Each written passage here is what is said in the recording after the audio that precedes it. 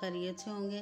तो बस आज मैं आपके साथ खसखस को साफ़ करने का तरीका आपके साथ शेयर करने वाली हूँ कि अगर हम इसको पहले से साफ़ करके रख लेंगे तो फिर बहुत सारी रेसिपीज़ में हम इसको आसानी के साथ इस्तेमाल कर सकते हैं और किस तरह हम इसको धूप के बगैर भी सुखा सकते हैं। तो ये छोटी सी आज टिप आपके साथ मैं शेयर करूँगी।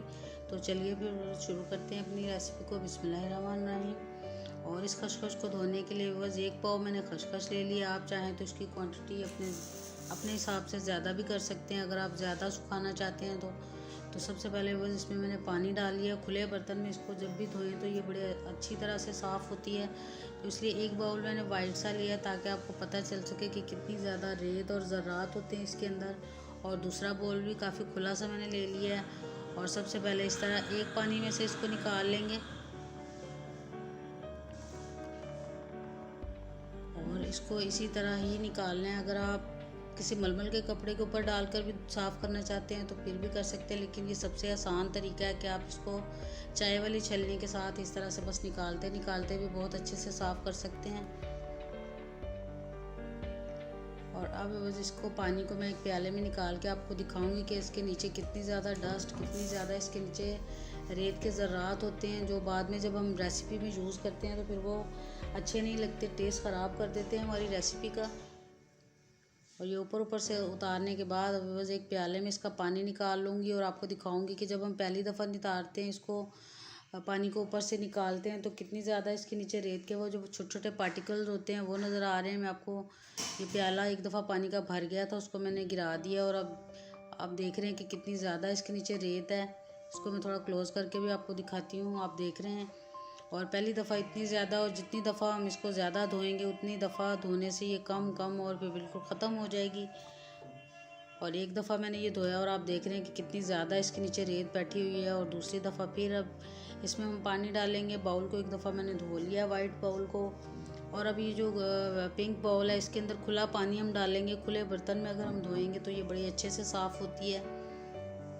और अब एक दफ़ा फिर पहले की तरह सेम प्रोसेस के साथ हम ऊपर से इसको निथारते जाएंगे।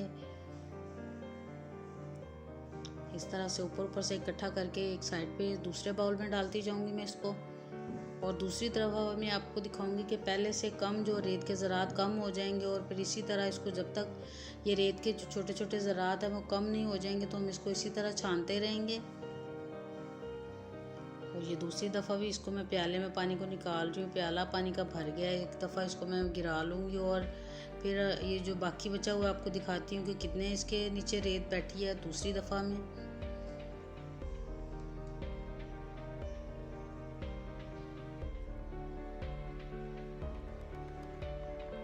और बस छोटी सी टिप है, छोटी सी रेसिपी अच्छी लगे तो ज़रूर वीडियो को लाइक कर दीजिए। और ये देख रहे हैं कि दूसरी दफ़ा में काफ़ी कम रेत है इसके नीचे। और अब इसको मज़ीद ये अच्छी तरह से मैं आपको दिखाती हूँ और फिर इसको एक दफ़ा मज़ीद तीसरी दफ़ा भी हम इसी तरह पानी की डाल के इसको साफ़ कर लेंगे। ये पिंक है तो इसमें अच्छी तरह से नज़र शायद ना आए, लेकिन इसीलिए मैंने दूसरे बाउल को वाइट लिया था ताकि आपको पता चल सके कि कितनी ज़्यादा रेत और ये जो डस्ट सी इसके नीचे बैठ जाती है तो वही हमारे खानों को ख़राब करती है। आप देख रहे हैं कि दूसरी दफ़ा भी ये छोटी छोटी रेत के ज़रात आए हैं इसके अंदर। और अब बस एक दफ़ा मज़ीद इसमें पानी डाल के इसको हम इसी तरह से साफ़ कर लेंगे सेम प्रोसेस के साथ।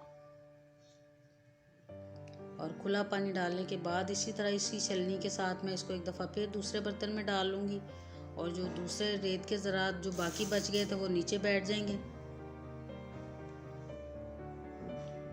और अब मैं तीसरी दफ़ा आपको दिखाऊंगी कि इसमें से कितनी रेत निकली है।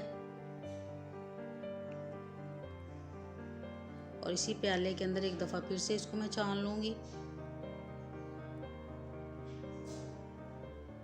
अक्सर कोई रेसिपी जब हम बनाने लगते हैं इसके लिए तो सबसे पहले हमारा यही मसला होता है कि इसको धोने में काफ़ी टाइम लग जाता है और फिर सुखाना भी पड़ता है इसको धूप में। लेकिन अगर आप इस तरीके से इसको बनाएंगे तो आप जल्दी से धो के इसको फटाफट 1 घंटे के अंदर अंदर सुखा भी सकते हैं। तो आप देख रहे हैं बस कि तीसरी दफ़ा इसके अंदर जो रेत के पार्टिकल्स हैं, रेत के ज़रात हैं, बिल्कुल थोड़े थोड़े हैं। फिर मैं आपको दिखाती हूँ कि ये कितनी अच्छी तरह से साफ़ हो गई है और बिल्कुल ये कम से कम निकले हैं। अगर आप चाहें तो इसको एक दफ़ा फिर से भी धो सकते हैं, लेकिन मेरे ख़्याल से ये बिल्कुल अब साफ़ हो गई है। अब बिल्कुल ये चौथी दफ़ा हमें धोना नहीं पड़ेगा इसको। तो अब बस इसको एक दफ़ा मज़ीद मैं इस छलनी के अंदर डाल लूँगी ताकि अंदर नीचे से जो पानी है अच्छी तरह से निकल जाए। तो अब इस टाइम पे बस हम इसको अपने ओवन में रख के तो इसको फटाफट सुखा सकते हैं। माइक्रोवेव ओवन में भी अगर आप इसको रखेंगे तो ये बहुत आसानी के साथ सूख जाती है। लेकिन अगर आप पास ओवन नहीं है तो आप जिस तरह दम लगाते हैं इसी तरह चूल्हे के ऊपर रख के भी इसको हल्की आंच के ऊपर दम की तरह से सुखा सकते हैं। तो ये मेरी खशखश मैंने ओवन में रख के सुखा ली है तो बहुत अच्छे से तैयार हो गई है। तो बहुत ज़बरदस्त और छोटी सी रेसिपी है, ज़रूर ट्राई करिएगा। और ये छोटा सा तरीका, छोटी सी रेसिपी अगर आपको अच्छी लगी है तो ज़रूर वीडियो को लाइक कर दीजिए। चैनल पर नए हैं तो ज़रूर सब्सक्राइब कर लीजिए। तो मिलते हैं फिर इंशाल्लाह ताला इसी तरह की एक छोटी सी रेसिपी के साथ। तब तक के लिए अल्लाह हाफ़िज़।